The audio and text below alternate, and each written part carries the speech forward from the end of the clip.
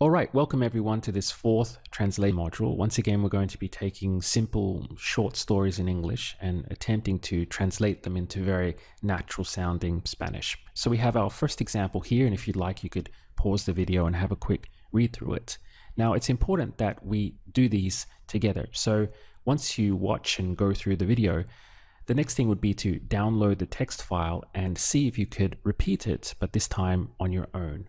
You're going to see that as we work our way through the translations, there are a lot of decisions that we need to make. So I'd like you to try to make these with me. In other words, don't just sit back and passively watch and listen to the video, but actually interact with me, pause it, and try to make your own decisions as we go along.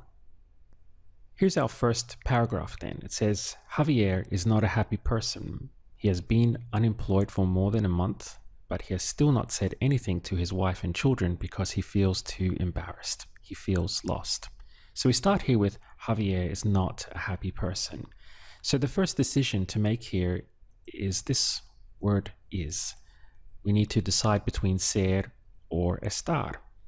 Now, what we're saying here is something about his identity.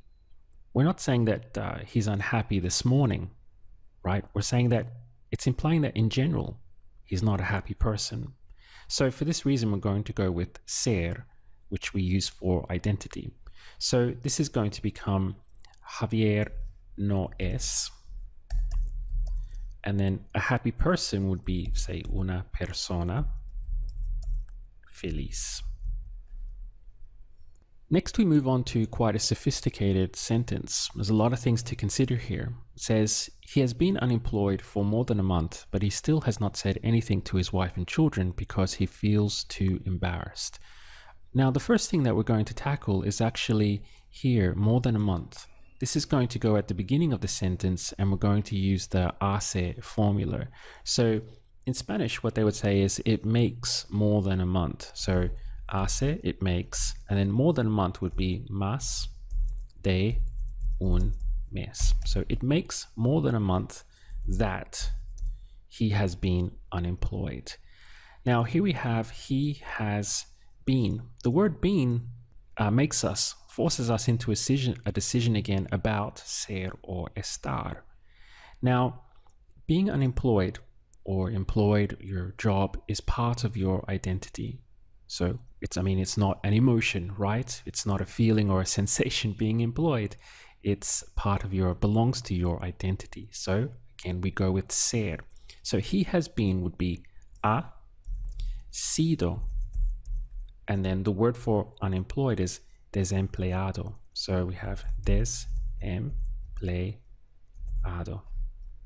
So hace más de un mes que ha sido desempleado. You see how important that decision was for ser that forced it into ha sido for has been. Let's get rid of some of this now. So all the way up to this word here. Now we have the word but, which is easy, right? Pero.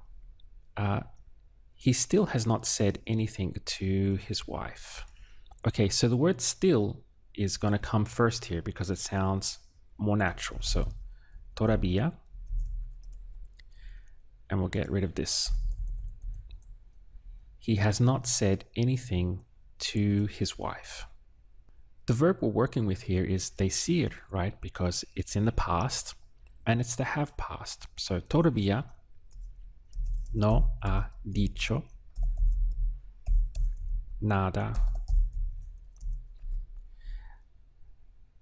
anything to his wife. Okay, so here's where we have to be very careful because to his wife brings in the redundant le. The verb decir is a verb that takes this pronoun of le, saying something to someone, to him, to her, to them, whatever it may be. Okay, so this is tricky because what you would actually say is, pero todavía no le ha dicho nada. See, this is the redundant le, meaning still or yet. To her, he hasn't said anything to his wife. You see how this was redundant, and we did a full module on this. So this is a classic example of where in Spanish it would sound very natural, very correct to the ears of a native Spanish speaker to hear this redundant le up here. See how tricky it is and how easy it can be to catch you out. So we're going to get rid of all of this and put in nada a su esposa. And children would be y a sus niños. Notice how we put a both times, okay? Especially because this now is going to be functioning as the personal a. Here we have a verb followed by some type of person or some type of people. See all these little things that can catch you out. This is why it's so easy to make mistakes in foreign languages, because there's so many little details that you have to remember. So far we have hace más de un mes. It makes more than a month that he has been unemployed. Ha sido desempleado. Pero todavía no le ha dicho nada a su esposa y a sus niños.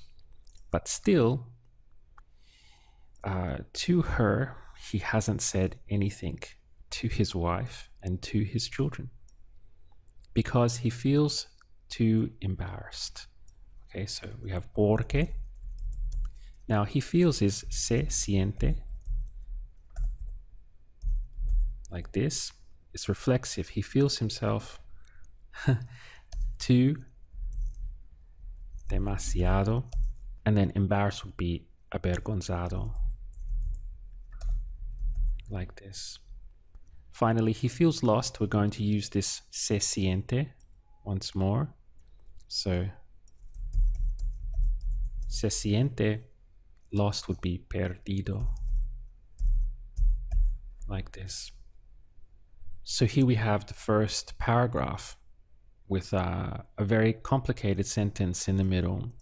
Javier no es una persona feliz. Hace más de un mes que ha sido desempleado, pero todavía no le ha dicho nada a su esposa y a sus niños, porque se siente demasiado avergonzado. Se siente perdido.